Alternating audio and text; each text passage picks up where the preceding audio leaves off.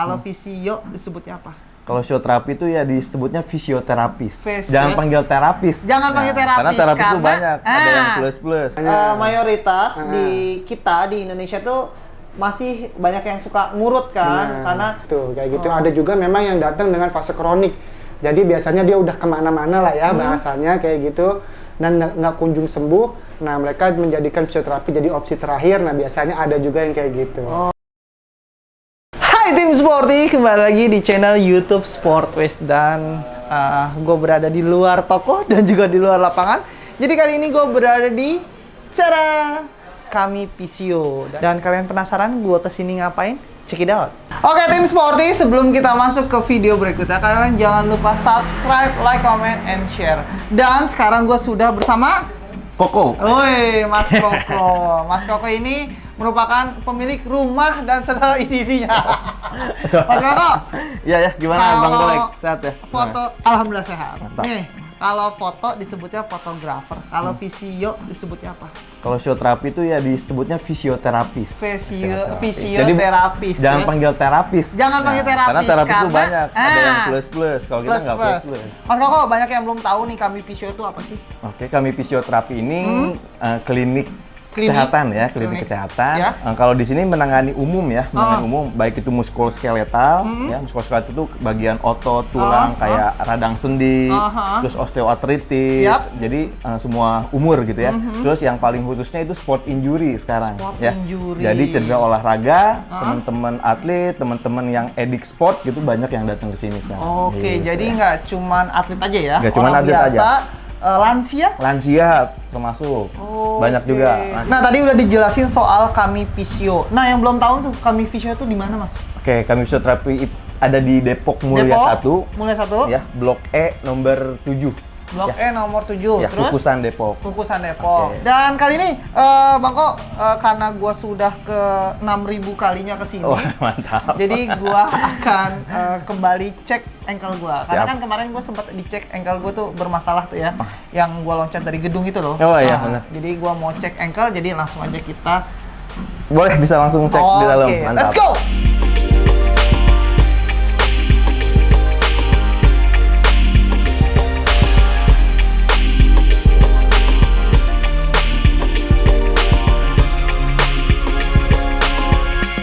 Oke teman-teman, gue udah ganti baju, udah ganti setelan, jadi tinggal masuk ke dalam. Karena di dalam gue tuh mau didiagnosa dulu, mau dilihat dulu semua-semuanya. Jadi kalau kalian penasaran, yuk ikut gue. Tim Sporty, kalau tadi di depan ada Mas Koko yang menjelaskan tentang Kami Physio, dan sekarang gue bersama siapa? Saya Mas Andian. Mas Andian, biasa dipanggil? Couple. Kau. Jadi Bang Kuble yang bakal megang gua kali ini, karena gua udah sering hampir berapa kali Bang gua udah kesini? Hampir 4 atau 5 kali kali kemarin program. Nah sekarang gua pengen cek nih ankle gua juga nih Bang. Iya. Sekalian kita tanya-tanya nih, ankle tuh penanganannya seperti apa sih awal kalau kena ankle ataupun setelahnya seperti apa dan lain sebagainya, nanti Bang Gope juga jelasin, oke? Tempo hari itu gua datang karena gua salah tumpuan ya. Iya. Kaki gua kayak ngelebar ke belakang, jadi kalau loncat itu sakit. Iya. Itu sih yang terasa banget, karena kan gue selain main bola juga, gue main bulu tangkis juga. Itu sih yang ngeganjel banget di gue gitu. Jadi sekarang kita ngapain nih? Jadi kita memang biasanya kalau fisioterapi itu harus melakukan yang namanya pemeriksaan atau asesmen, Bang. Benar. Gitu. Oke, berarti karena ini gue sambungan yang kemarin, berarti gue dianalisa lagi ya posisinya Ya, seperti apa ya? benar. Oke. Jadi Oke. kita langsung aja kali Kita ya. langsung aja. Nih gue mundur. Ya, mundur boleh sambil. Nah, yang paling enak sih kakinya digantung aja, Bang. Boleh. Oh, iya. Nah, benar. Jadi pemeriksaan ankle itu ada banyak ya, gitu. Jadi ada yang namanya talar heel test, ada yang namanya drawer test ya untuk ngelihat ligamennya, ada yang anterior talofibular stress test kayak gitu. Nah, cuman karena kemarin saya udah meriksa Bang Golek, jadinya kurang lebihnya saya udah tahu nih ligamen ATFL-nya yang kena. Iya, jadi benar-benar. biasanya untuk daerah-daerah ATFL biasanya kita ngeceknya dengan posisi dengan tes anterior talofibular test tadi. Oke. Kayak gitu Tapi ya. ini cedera saya ini kan umum ya, Bang? Umum banyak banget di sini. Iya ya, rata-rata maksudnya cedera umum, jadi tim Sporty juga bisa coba-coba di rumah ya. Benar. Jadi untuk tahu lah ya. Oh ini kemungkinan cedera ligamennya sama nih kayak Bang Golek nih. Kemungkinan ini ligamennya yang kena yang ini kayak gitu. Okay. Jadi kita cek aja. Nah biasanya untuk awal-awal kita akan melakukan yang namanya anamnesa, gitu ya. Anamnesa. Jadi kita bertanya tentang history taking namanya. Jadi perjalanan kenapa Abang Golek bisa kena dari awalnya gitu, dari main apa, terus awal-awal kena atau pertengahan game atau akhir-akhir game kenanya, terus posisinya seperti apa pas kena, atau kehajarkah atau salah tumpuan kayak gitu. Itu harus detail ya Bang ya? Harus detail karena dari hipotesa itu, dari story taking itu kita bisa ngelihat nanti kita akan mengerucutkan nih ya kemungkinan kena di jaringan apanya dia bakal kenanya. Jadi posisi landingnya kayak gimana Bang Golek yang terakhir kena? Terakhir itu jadi posisi landingnya dia seperti ini. Jadi kaki bagian telapak itu agak ini muter madepnya ya. keluar. Kalau bahasa ininya kepleated lah ya. Kepleated karena mungkin karena udah setengah game jadi kayaknya udah capek. Benar, jadi benar. Jadi yang perlu diketahui juga buat teman-teman biasanya kalau udah jalan dari setengah sampai ke akhir ya, biasanya kenapa sih si ligamen itu bisa kena gitu ya? Biasanya karena memang benar kata Bang Golek, faktor kelelahan atau di kita bisa disebut dengan overuse atau kecapean. Nah, dari overuse itu, dari otot-otot yang lelah itu ya, karena memang fungsi, balik lagi kita harus tahu ya, fungsi dari otot adalah sebagai stabilisator gitu ya. Jadi stabilisator itu menjaga kerja ligamen biar tidak berlebih atau penyeimbang. Nah, ketika ototnya lelah, otomatis dia tidak bisa kerja dengan maksimal Bang Golek. Nah, mengakibatkan dia akan kompensasi atau kena di area ligamennya. Akan mengakibatkan yang namanya gerakan berlebih atau overstretch. Nah, dari gerakan berlebih itu mengakibatkan luka atau kerobekan yang biasa disebut dengan sprain ya, atau luka pada daerah ligamen. Nah, gimana? Penjelasannya masuk gak ke teman-teman? Karena mungkin bahasa-bahasa yang digunakan juga bahasa medis, cuman secara garis besar teman-teman udah tahu lah kenapa bisa terjadi ankle tuh biasanya kenapa? Kena daerah ankle. Oke, jadi sekarang kita cek dulu ya. Oke, yang pertama yang bisa kita cek adalah anterior talofibular stretch test tadi ya. Nah, biasanya mayoritas untuk ATFL ketika dia digerakkan ke arah inversi atau gerakan yang ke sana ya, yang ke pelintit atau ke dalam itu, nah biasanya dia akan mengalami yang namanya adanya nyeri, terprovokasi ya, adanya nyeri ketika begini. Mimik wajah berpengaruh nggak? Saat itu kan dia diem aja, tapi beneran sakit gitu. Nah itu biasanya pengaruh juga, dia ketika memang biasanya akan ada aja, misalkan kita tekan sini, wah biasa aja gitu kan, nggak nyeri. Nah biasanya memang di kita ada namanya VAS ya, visual analog scale namanya. Jadi untuk mengukur derajat nyerinya. Jadi ketika ditekan, nah nanti kita bisa ngelihat, oh ini ke arah mana. Tapi nanti kita tanya juga, kalau dari 1 sampai 10 nyerinya di angka berapa? Apakah sama atau enggak nih? Kita bisa lihat dari situ. Sama biasanya mayoritas kita kita tes untuk drawer test ya. Kita mau ngelihat nih, drawer test ini lebih mengarah ke arah kestabilan kerja ligamennya. Gitu ya. Ketika kita drawer kayak gini, akan terjadi yang namanya, kalau bahasa ininya, kalau bahasa medisnya namanya unstable Bang Golek. Ya, kalau bahasa awamnya biasanya ogleg. Ogleg apa enggak? Iya, nah biasanya kalau ogleg kayak gitu, nah biasanya ada masalah juga kemungkinan terjadi yang namanya unstable atau ketidakstabilan kerja dari si ligamen. Siap. Kayak gitu. Nah, biasanya apa aja sih ciri-cirinya ya? Nah, biasanya tuh kalau di kita ada namanya fase ya. Fase. Jadi untuk awal-awal, jadi ada 2 fase. Ketika memang orang terkena cedera, ada yang namanya fase akut, ada yang namanya fase kronik. Dan banyak macam ya di sini, ada yang memang dia datang ada di fase akut. Jadi fase akut gini Bang Golek. Fase akut itu biasanya ada di awal-awal kena. Habis pasca kena banget. Misalkan hari ini kena nih, besokannya dia langsung ke fisioterapi. Biasanya kalau yang udah tahu fisioterapi biasanya akan seperti itu. Kayak gitu. Ada juga memang yang datang dengan fase kronik. Jadi biasanya dia udah kemana-mana lah ya bahasanya kayak gitu, dan nggak kunjung sembuh. Nah mereka menjadikan fisioterapi jadi opsi terakhir. Nah biasanya ada juga yang kayak gitu. Jadi ada di mana yang datang fase akut, fase kronik. Di mana fase akut itu biasanya 1 sampai 3 harian ya ada di fase akut. Nah, biasanya kalau kronik udah berminggu-minggu, berbulan-bulan, bahkan bertahun-tahun. Jadi fase akut sama kronik tuh bukan parah nggak parahnya ya, tapi masanya dia datang ke sini ya. Jadi awal dia kena langsung datang itu namanya fase akut.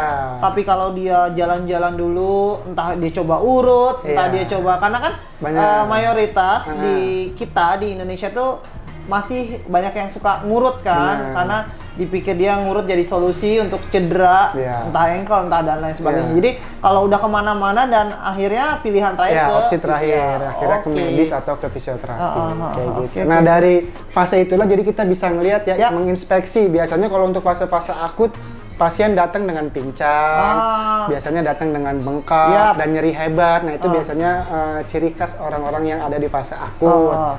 Kalau fase kronik biasanya mereka datangnya udah dengan pola jalan yang normal, atau enggak memang mereka yang repetitive injury atau kambuhan kayak gitu, atau enggak memang mereka masih ngerasa ada yang nggak nyaman atau ngeganjel ketika saat bermain, masih kurang enak nih ngerasanya. Nah, biasanya itu fase-fase kronik kayak gitu. Nah, dari fase itu juga kita akan mengerucut lagi, atau program yang akan kita kasih nanti akan beda lagi Bang Golek. Apa aja yang harus kita lihat dan kita nanti intervensi serta program yang harus kita lakukan kayak gitu. Jadi gini, kalau memang dia ngerasa masih ada nyeri, kita perbaiki nyerinya dulu. Dia kalau memang masih ada nyeri, rasa nggak nyaman, kita perbaiki impairment-nya dulu atau nyerinya dulu kayak gitu. Nah, biasanya kita untuk nyeri apa yang harus kita berikan ya? Yang paling simple biasa orang mayoritas lakukan yaitu pemberian kompres ya. Jadi kalau memang masih ada nyeri bisa dilakukan kompres di rumah. Serta melakukan program latihan penguatan di rumah. Kayak gitu. Oke nih Bang, jadi sekarang apa yang kita lakukan? Nah, jadi yang pertama biasanya kita kalau memang ada nyeri kita kasih electrical stimulasi atau biasa kita sebut TENS ya. Jadi TENS itu singkatan dan kepanjangannya dari transcutaneous electrical nerve stimulasi. Jadi dia prinsipnya nanti diberikan gelombang elektrik di daerah bermasalahnya ya. Nah, di mana fungsi dari alatnya adalah sebagai ngeblok pain atau ngeblok nyeri atau mengurangi nyerinya, Bang. Gitu. Jadi dialiri listrik. Listrik nanti. Itu yang pertama TENS. Yang kedua nanti kita akan di ultrasound. Ultrasound. Ya, ultrasound itu fungsinya buat meremodeling. Jadi nanti buat meremodeling kita pakai ultrasound. Jadi buat ngehancurin jaringan yang rusaknya. Dan yang berikutnya? Nah, selanjutnya biasanya kita memberikan setelah habis di ultrasound kita kompres nanti. Ya, nanti teman-teman bisa kompres sendiri di rumah ya. Rajin-rajin kompres. Terus yang terakhir baru kita latihan. Gitu. Jadi biar cepat bisa main lagi langsung. Ya, nanti jadi ini kita biasanya untuk ketika ada pasien yang 2 kasus kita pakai dua channel. Cuman biasanya kalau untuk kasus-kasus satu kasus seperti Bang Golek kita pakai 1 channel aja. Oke. Nah, ini benar? Miringnya aja Bang. Gini. Nah, stop kayak gitu boleh, nggak apa-apa biar enak. Ini selama 15 menit kalau 15 ini. menit. Benar. Ini kita pasang di area bermasalahnya ya. Biasanya kita memakai TENS tuh kalau di kita ada namanya area origo insertio. Jadi kita pasang di area origo dan insertionya untuk memblok nyerinya. Oke. Itu nggak akan lepas tuh Bang? Kalau kebetulan TENS yang ini kita sifatnya vakum sih Bang. Jadi dia nyedot kayak gitu. Jadinya ketika nempel dia nggak akan lepas. Ya kan kayak disedot kan? Benar-benar kayak lintah ya. Enak ya? Ini apa yang biasa dirasakan nanti sama? Jadi nanti ada gelombang elektrik, tapi gelombangnya nggak langsung kencang ya. Jadi nanti pelan-pelan. Nah, biasanya kita mengukur dari tingkat kenyamanan. Jadi kalau memang ngerasa udah cukup, udah nyaman segitu kita stop. Cuman memang kalau ngerasa kurang terasa kita akan tambahin lagi. Oke. Duh. Kayak disemutin ya Bang? Ya benar, jadi kayak disemutin. Karena kita kan kenapa namanya electrical nerve? Jadi kita memberikan stimulasinya ke area sarafnya, ngeblok nyerinya. Jadi nanti stimulasinya itu memberikan stimulus ke arah saraf. Jadi dia akan ngasih impuls ke otak. Duh. Bang. Jadi karena memang ini ngasih stimulusnya di area saraf, nah biasanya ketika ada electrical stimulus ke saraf ya, dia akan gerak sendiri, kedut sendiri, duk, dek, nah kayak gitu.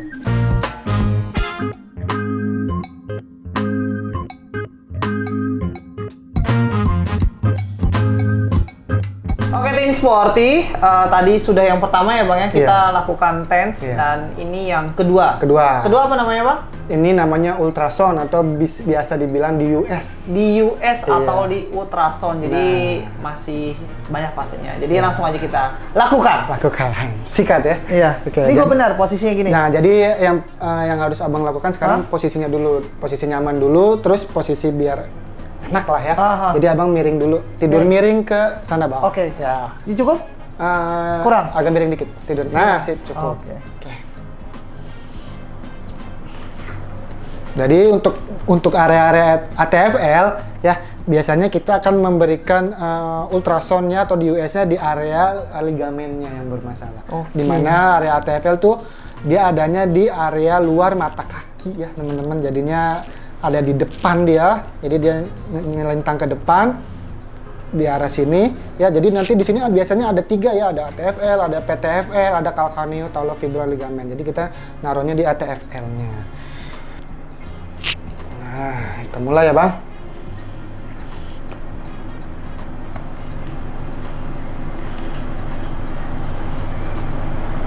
Nah, biasanya kita memberikan ultrasound ini Bang. Iya.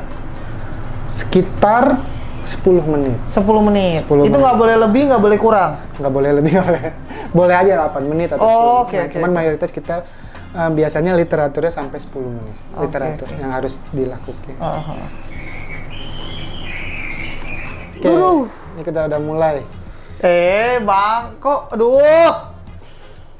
Oke, biasanya kalau kita kena atau tepat di area ligamen yang robeknya atau yang bermasalah, yang sprainnya, nah biasanya pasien akan ngerasa nyeri ketika memang belum tuntas banget ya teman-teman. Jadinya ketika memang di situ masih ada radang atau luka ya, atau ada scar tissue di situ atau penebalan. Nah, aduh. Kayaknya senang banget nih Bang Malik. Aduh.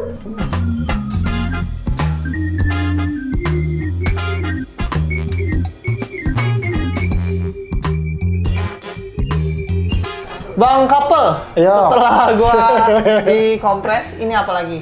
Nah, sekarang kita masuk ke latihannya atau exercise-nya. Jadi kita akan masuk ke fase yang namanya penguatan ya. Jadi kalau untuk Abang kan memang udah, kalau bisa dilihat ada di fase 4 ya untuk balik lagi ke lapangan karena memang udah ini banget. Cuman di sini saya mau ngejelasinnya untuk teman-teman aja yang memang sedang mengalami atau pernah mengalami gitu ya, apa yang harus dilakukan di rumah. Jadi saya mau ngejelasin gerakan-gerakan dasar teman-teman. Jadi gerakan-gerakan dasar yang harus dilakukan teman-teman di rumah ya. Yang pertama yang bisa kita lakukan atau gerakan wajib yang harus dilakukan untuk kasus-kasus ankle adalah pemberian yang namanya ankle teraben atau latihan penguatan ankle. Jadi latihannya gimana? Jadi teman-teman harus nyiapin di rumah yang namanya karet atau resisten ya. Jadi ini fungsinya buat resisten atau tahanan Bang Goleh. Nah, banyak dari teman-teman tim Sporty yang nggak punya karet itu. Penggantinya apa Bang? Nah, penggantinya biasanya bisa pakai ban dalam. Oh, itu nggak ada lagi. Oh, tubeless ya sekarang ya? Iya, rata-rata tubeless dia, jadi... Nah, ini kita mulai aja kali ya. Curhat dia. Nah, yang pertama yang bisa dilakukan adalah ankle teraben atau penguatan ankle. Nah, di mana penguatan ankle ini ada 4 gerakan. Ya. Yang pertama adalah gerakannya gerakan dorsofleksi ya, atau gerakan menarik. Ya. Nah, pertama yang gerakan menarik. Nah, ini bisa kita lakukan sebanyak 10 kali selama 3 set.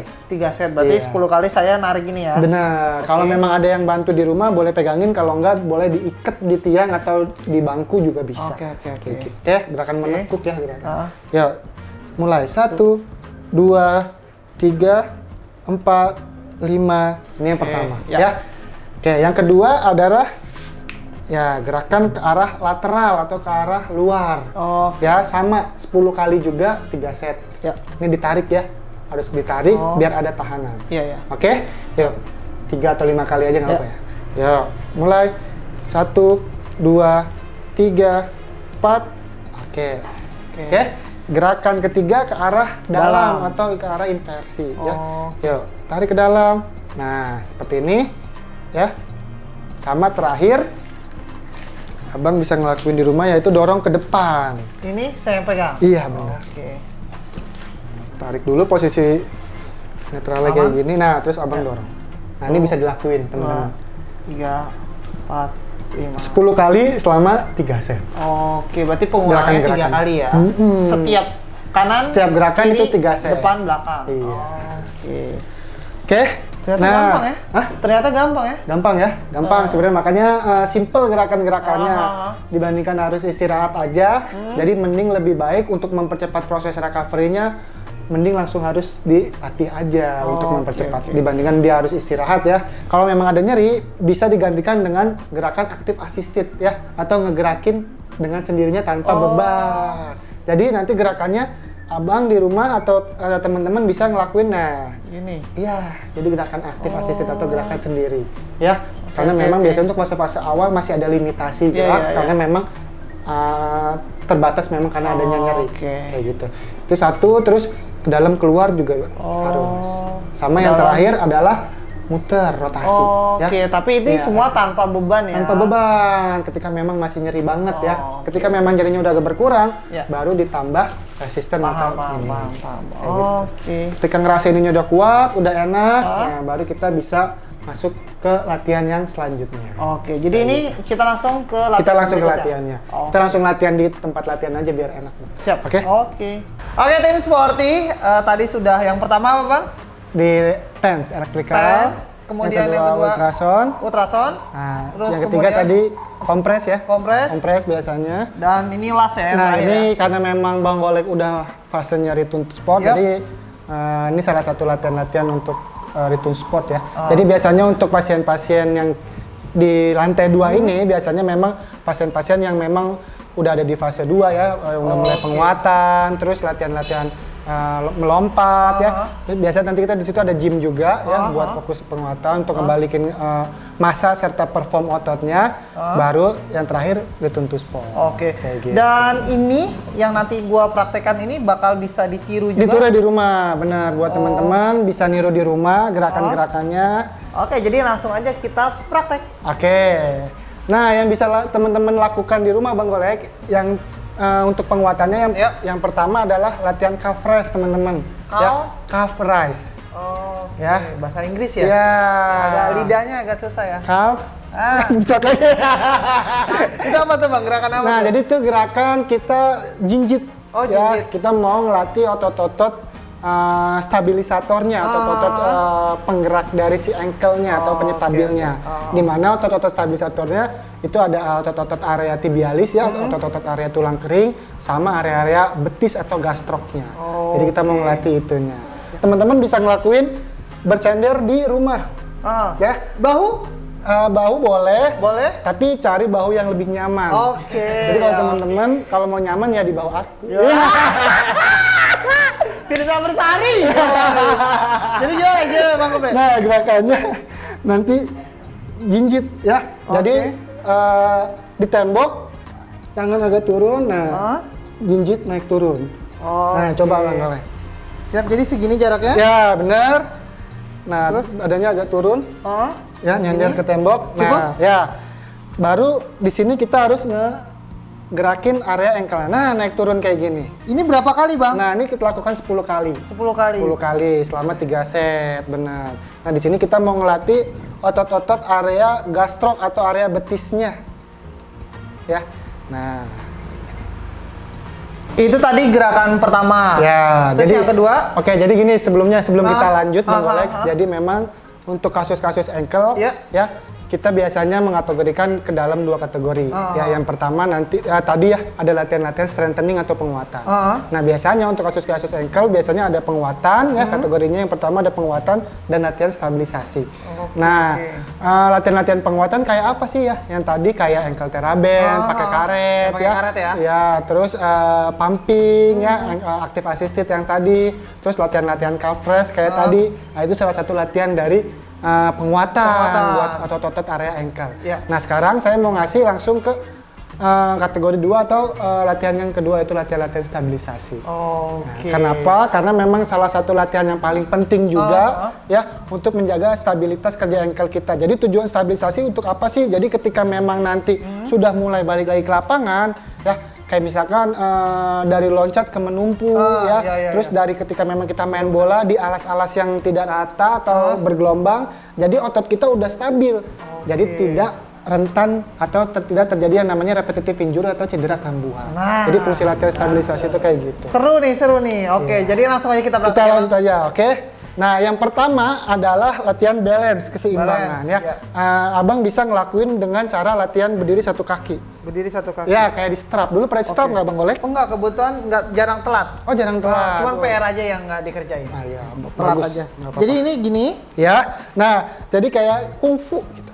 Nah, abang berdiri satu kaki, ya kayak di strap gitu. Nah, cuman tangannya untuk menjaga keseimbangannya ya. Nah, ini bisa teman-teman lakukan selama 1 menit. Ini lurus gini, Iya, semua gini. selama 1 menit benar. Oke. Jadi nilai yang harus dikejar, nilai normal yang harus dikejar selama 1 menit. Oke, jadi di sini teman-teman bisa ngelihat ya, tanpa disadari Bang Golek ankle-nya, otot-otot area ankle-nya di sini akan bekerja. Nah, di sini namanya otot-otot kontraksi otot di sini. Ya, ototnya dia berkontraksi. Nah, jadi ketika dia menyeimbangkan tanpa disadari otot-otot stabilisatornya bekerja di situ buat menyeimbangkan. Oke. Nah, makanya kenapa harus dilatih seperti itu. Jadi ketika nanti ada gerakan-gerakan yang memang harus seimbang atau stabil, di situ otot-otot udah siap dan udah kuat Bang Golek. Jadi seperti itu. Memang tujuan dari latihan stabilisasi ini ya, memang kita mengganggu si stabilitasnya ya, biar ototnya bisa bekerja dengan maksimal. Jadi tidak cuma latihan seperti ini aja Bang Golek, jadi ada beberapa variasi atau gerakan latihan stabilisasi yang lain bisa dengan cara kalau di kita ada namanya wobble board. Jadi seperti ini alatnya, saya ambilin dulu. Nah, jadi kita mengganggu stabilitas atau keseimbangan abang, nah, sehingga mengakibatkan otot kerja maksimal. Ini caranya? Nah, caranya gimana? Ya, ini caranya abang angkat. Ya, abang ini. Ya. Oke. Nah, abang naik sini. Ya. Nah, ini naik ini. Nah, jadi kita mengganggu keseimbangannya. Jadi ototnya kerja maksimal. Nah, ini akan lebih susah kan? Karena keseimbangannya lebih terganggu jadi nantinya. Nah, otot. Dan ini posisi sama kayak tadi. Sama kayak tadi seimbangin. Nah, sama selama 1 menit. Ya, nah ini alignment-nya ya perlu diketahui teman, perlu diingat alignment-nya harus benar, tegak. Nah, kayak gitu. Oke. Nah, kalau memang tidak ada ini di rumah bisa dipakai bantu dengan anduk Bang Golek. Nah, bisa diganti dengan anduk Bang Golek. Jadi dilipat seperti ini. Nah, nanti digulung-gulung seperti ini. Oke. Nah ini nanti di rumah ditaruh di sini. Dan abang berdiri. Nah, ini nanti dia akan. Oke Bang, setelah ini ada apa lagi? Nah, baru setelah ini ketika memang sudah kuat dan sudah stabil, barulah teman-teman bisa ngelakuin beberapa gerakan ya, seperti jogging dan melompat. Cuman untuk bisa ke melompat ya, teman-teman harus nguatin serta stabilisasi yang bagus, baru kita akan coba untuk melompat. Kayak gitu ya. Ketika melompat memang tidak ada nyeri, berarti tandanya ototnya sudah stabil, sudah kuat. Nah, itu teman-teman boleh main lagi. Sebenarnya kalau di fisioterapi sendiri yang tadi bilang nanti akan ada tes ya. Kalau di kita untuk melihat sudah bagus atau enggaknya, kita ada tes yang namanya tes return to sport, di mana nanti tuh ada kayak biasa untuk di lapangan ya, zigzag, shuttle run, terus di sana nanti ada lompat, segala macamnya nanti kita akan tes. Ketika berhasil semua berarti tandanya udah bagus, layak lah ya. Udah layak balik lapangan. Teman-teman, jadi masih banyak fase lagi yang harus kalian lewatkan sampai benar-benar kalian bisa turun ke lapangan lagi dan main seperti normal seperti biasanya. Benar. Oke, jadi itu tadi teman-teman yang bisa kalian lakukan di rumah. Jadi proses awal dari cedera, terus melakukan apa dan lain sebagainya, itu bisa dilakukan ya. Dan Bang Kuple, buat orang-orang yang baru banget cedera, itu harus melakukan apa sih biar nggak terlalu mungkin sakit atau nggak terasa nyerinya itu biasanya yang cara paling mudahnya gimana tuh Bang? Nah, sebenarnya ada biasanya kalau di kita kan yang paling simpel banyak orang tahu adalah RICE ya, RICE. Apa tuh? Nah, RICE itu penanganan pertama. Ya, cuman sekarang tuh udah lebih berdasarkan perkembangan ilmu udah pada ada updatean lagi bahwasanya oke. harus POLICE ya, POLICE gitu. Cuman untuk simple biasanya Awal-awal ya RICE. Nah, R-nya itu dari rest, istirahat ya.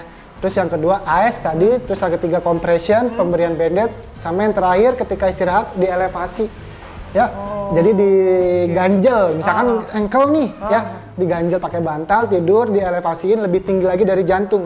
Jadi biar balik lagi sirkulasi darahnya ke jantung. Jadi biar tidak meminimalisir terjadinya bengkak yang berlebih sih pada intinya. Tuh, teman-teman, penting banget dan perlu dicatat banget itu tadi dari Bang Kuple. Jadi kalau awal-awal kalian misalkan lagi main, lihat teman kalian kena cedera ankle atau apapun itu, usahakan cari es batu buat ngompres. Kemudian kalau ada balutan, kita balut biar si lukanya atau si cederanya nggak ada gerakan berlebih. Dan yang terpenting istirahat setelah itu. Dan Bang Kuple tadi sarankan posisi dari si kaki itu agak lebih tinggi biar sirkulasi darahnya Balik lagi ke jantung. Oke, setelah ini gua harus kemana? Ke bawah. Ke bawah. Ngobrol lagi sama. Ngobrol. Oke, yaudah. Kita bawah. Oke. Oke, tim Sporty. Sekarang gue sudah kembali lagi ke lantai pertama, alias lantai 1 dan sama Mas Koko lagi. Oke. Jadi tadi Mas Koko sudah penanganan gue sudah sama Bang Kuple, sudah dijelaskan sedari awal dan lain sebagainya. Setelah ini langkah gue seperti apa? Jadi kalau kami fisio, kita selalu mengutamakan tadi kepuasan pasien. Jadi upaya-upayanya kita akan fisioterapinya gitu akan terevaluasi dan terukur gitu, Bang. Jadi Abang nanti boleh tanya langsung ke fisioterapisnya masing-masing untuk kondisinya ya, terus program latihan di rumahnya apa. Jadi itu pasti akan dapet gitu, Bang. Ya, jadi mudah-mudahan tadi fisioterapinya terukur dan terarah. Semoga bisa maksimal jadi proses pemulihannya gitu. Benar. Jadi di kami Fisio setelah tadi kita berbincang soal cedera dan lain sebagainya, itu nanti bakal ada tahap-tahap berikutnya ya, bakal dilihat lagi dah. Betul. Secara garis besar nih, Bang. Aspek bergerak, aspek sistem gerak itu kita mencangkup yang pertama anatomical impairment, masalah dari jaringannya. Tadi kan si Abang ankle-nya ya. Iya. Bang Golek ini kena ankle, dan ankle itu yang kena biasanya ligamen. Tadi udah dijelasin Bang Kuple. Nah, masalah jaringannya ligamen, gitu ya. Nah, ligamen ini harus diselesaikan dulu masalahnya, gitu ya, supaya nggak ada kompensasi. Kompensasi itu gerakan yang berlebih sama ligamennya. Terus yang kedua itu tentang biomekaniknya, body function. Body function itu tentang gerakan. Bang Golek misalkan tadinya nggak bisa nekuk maksimal, nggak bisa ngelurusin maksimal, itu harus dimaksimalin. Yang ketiga, aktivitas limitasi, keterbatasan aktivitas. Bang Golek jadi nggak bisa jalan akibat geraknya, akibat cederanya gitu ya. Bang Golek nggak bisa naik turun tangga, nah itu harus diteratasi juga. Nah yang terakhir, balik lagi ke perform enhancement gitu ya, peningkatan aktivitas gitu ya, kayak Bang Golek senangnya main bola tadi karena atlet ya, karena atlet jadi balik lagi ke main bola gitu ya. Jadi itu yang harus diselesaikan, makanya bertahap gitu Bang Golek. Mulai dari jaringan tadi, terus masalah fungsi geraknya, terus ke aktivitas, masalah aktivitasnya, sama balik lagi ke sport. Back to sport gitu. Jadi bertahap ya Bang Golek ya. Benar-benar. Jadi teman-teman nggak langsung dilepas nih, karena nggak cukup sekali ya. Betul. Nah, kemudian Bang Koko, kalau orang nih yang belum tahu sini, itu tuh di mana sih Bang? Itu tadi di Beji, Depok Mulia 1, Blok E nomor 7.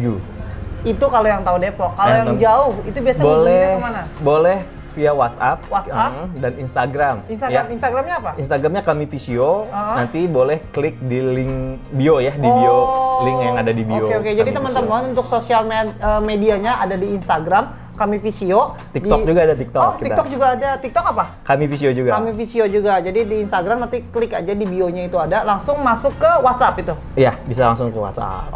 Jadi nanti adminnya akan ngarahin. Iya, itu bisa konsultasi dulu kan ya? Boleh. Konsultasi free. Jadi asik banget tuh teman-teman. Jadi teman-teman saat ingin ke fisioterapi boleh nanya dulu kasusnya seperti apa. nanti gimana, terus atur jadwal ya biasanya Atur jadwal, gimana betul. Bang? Jadi appointment H-1 biasanya. H-1. Oke. Jadi kalau fisioterapi di sini keunggulannya itu tadi karena kita appointment, jadi nggak mungkin bentrok Bang. Jadi fisioterapi akan menangani satu pasien gitu. Jadi setiap jamnya. Jadi nggak mungkin fisioterapinya megang 2, 3, 4 pasien dalam satu waktu gitu. Jadi akan terukur dan terarah tadi. Oke, jadi teman-teman nggak perlu khawatir datang nunggu tuh, nggak perlu khawatir karena memang sudah terjadwal ya Bang. Terjadwal, betul. Oke, teman-teman, jadi itu tadi video gua kali ini. Kita ke Kami Visio. Jangan lupa subscribe, like, comment, and share. See you, bye-bye.